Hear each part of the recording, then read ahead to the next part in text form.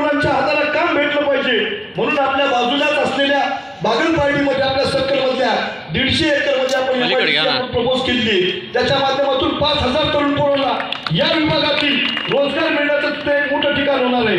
बचत गटाच्या महिलांसाठी आपण मुद्दामून तिथं तुमच्या आमच्या महिलांसाठी 10 एकर जागा आपण तिथे ठेवलेली आहे की ज्यांच्या माध्यमातून बचत गटातल्या महिलांना सुद्धा तिथं रोजगार उपलब्ध झाला पाहिजे.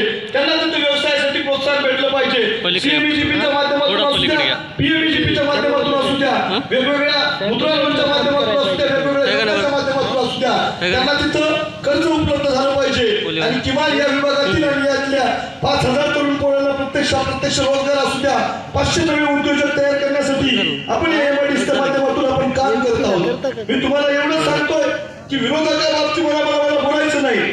राजकारण हे टीकेवर आधारित नसते. आज काम केल्यानंतर तुमच्या समोर येऊन तिथं बोलून तुम्हाला मी काय काम केलेलं आहे आणि त्या बाबतीमध्ये माहिती देण्याचं काम सुद्धा तुम्हाला त्या बाबतीमध्ये आपण करत आहोत. फक्त आश्वासन द्यायचं नाही तर ती आश्वासनं सुद्धा प्रत्यक्षात उतरली पाहिजे.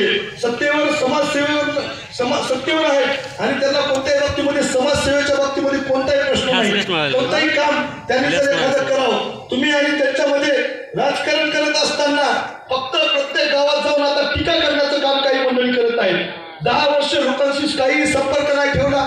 या गावामध्ये जी शिक्षण संस्था आहे, वरची शिक्षण संस्था, आमचे वडिलाचे आजोबाचे मित्र होते, आमचे कल्याणराव पाटलाचे वडील, त्यांनी ती संस्था उभारण्याचं काम केलं. आपल्या गावातील सोपानराव नागरे साहेब असतील, केशवराजे असतील, यांच्या माध्यमातून ती संस्था मोठं करण्याचं काम त्या माध्यमातून झालेलं आहे. पण आज तुम्ही बघत असताल की या संस्थेवर सुद्धा वर्चस्व कोणाचं आहे. तिथं कराळे असतील की नागरे असतील, यांच्या माध्यमातून ती संस्था उभं राहण्याचं काम केलंय. पण आज सगळी मंडळी तिथं भडकवण्याचा प्रयत्न तिथं चालू आहे. एकही संस्था या मतदारसंघामध्ये उभं न करता काही मंडळी फक्त आता राजकारणाच्या बाबतीमध्ये बोलतायत. आज तुम्ही प्रयत्न कसं करत असाल की जर एखादा माणूस आमदार झाला, खासदार झाला, तर सामान्य माणसासाठी त्याला काय केलंय. त्यांना मी सगळ्यांना ओपनली चॅलेंज करतो की तुम्ही किती लोकांच्या वृद्धसेवेच्या माध्यमातून 10 वर्षाच्या आमदारकीचं तुम्ही काम केले. तुम्ही उदाहरण सांगा मला तुम्ही की तिथं तुम्ही किती लोकांपर्यंत पोहोचले. मी तुम्हाला सगळ्यांना विचारतो की तुमच्या जवळ किती जणांजवळ आमच्या नेत्याचा नंबर आहे. हात वरी करून सांगा. नेत्याचा मी तुमचा प्रतिनिधी म्हणून माझा नंबर कोणाकोणाजवळ आहे. प्रत्येकाचा मी फोन उचलतो, काम करण्याचा प्रयत्न करतो. मग आमदार तुम्हाला ज्याचे दरवाजे आम माणसासाठी उघडे असतात, ज्याचं काम सामान्य माणसासाठी असतंय, त्याच्यासाठी असतं आपण तिथं काम करतोय. कोरोनाच्या काळामध्ये कोण माणूस रस्त्यावर होता? कोरोनाच्या काळात होते. जनतेसाठी दरवाजे कोणाचे खुले असतात. या सगळ्या गोष्टीचा विचार करून पुढच्या निवडणुकीमध्ये तुम्ही आम्हाला आशीर्वाद द्यावा ही सगळ्यांना विनंती करण्यासाठी मी आज इथं आलेला आहे. 5 वर्षापासून गिरगावचा ऊस पूर्ण कारखान्याला गेला नाही म्हणून एक निवेदन आलंय. दुसरं छत्रपती शिवाजी महाराजांच्या पुतळ्याच्या बाबतीमध्ये इथं निवेदन आलेलं आहे. मग तुम्ही सगळेजण विचार करा की छत्रपती शिवाजी महाराजांचा पुतळा वसमतचा सुद्धा नव्हता. माझ्या सगळ्या कार्यकर्त्याला जेव्हा तुम्ही आमदार केलं तिथं सुद्धा त्याचं छत्रपती शिवाजी महाराजांचा पुतळा आपण त्या माध्यमातून उभं करण्याचा प्रयत्न केलाय. पुढे सुद्धा भविष्यामध्ये जे जे महान पुरुष आहेत त्या महान पुरुषांचे विचार तुमच्या आमच्या जीवनामध्ये तिथं आले पाहिजे. आज फक्त त्यांच्या प्रतिमा मोठ्या करणं आपण नाही चालणार, त्यांचे पुतळे आपण डोसक्यावर घेऊन नाचणार नाही चालणार. छत्रपती शिवाजी महाराजांनी तुम्हाला आम्हाला विचार दिलाय 18 पगड जातीच्या लोकांना सोबत घेऊन चालण्याचा. मग जातीवाद कोण वाढवत आहे? जातीवाद वाढवायचं काम आपण केलं पाहिजे. ते जे कोणी करेल त्यांना तिथं समजून सांगितलं पाहिजे की तुम्ही आम्ही सगळेजण गुन्हेगोळीला इथं राहणारे माणसं आहेत आणि त्या बाबतीमध्ये आपण तिथं काम केलं पाहिजे. आज 18 पगड जातीच्या लोकांना छत्रपती शिवाजी महाराजांना घेऊन चालण्याचं काम केलेलं आहे. त्यांच्या स्मारकाच्या बाबतीतले प्रश्न असू द्या.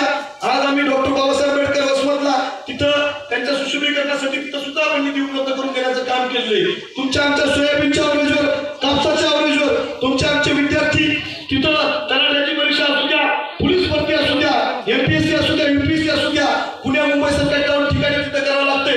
पण तुम्हाला अभिमानानं सांगतो तुमच्या एका मताच्या अधिकारातून आपण वसमतला 1 कोटी रुपयाची आदिवासी उभी करतोय.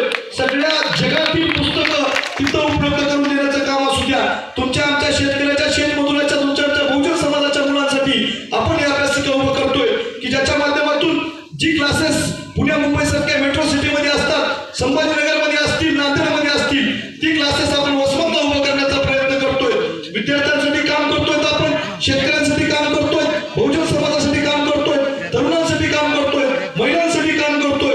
मी आपल्याला कळकळीची विनंती करतो, ही सगळी कामं पुढे नेण्यासाठी तुम्ही निश्चित आम्हाला तिथं आशीर्वाद देण्याचं काम करताल.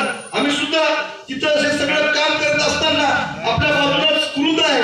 मागच्या 2 वर्षामध्ये दोनदा वाहून जाण्याचं काम झालेलं आहे. या 20 वर्षामध्ये कित्येक वर्ष पूर आलेला आहे. पण मी या कुरुंद्याचे आमचे सभापती साहेब आहेत, मुंजाजीराव दळवी साहेब खाली बसलेले आहेत आणि सगळी कुरुंद्याची मंडळी आहे. त्यांना मी शब्द देता बाबासाहेब की आपल्या इथल्या नदीचं काम आपण करून देऊ म्हणून. मी आज सांगतो की आज हा GR मंजूर करून आणण्याचं काम आपण केलंय.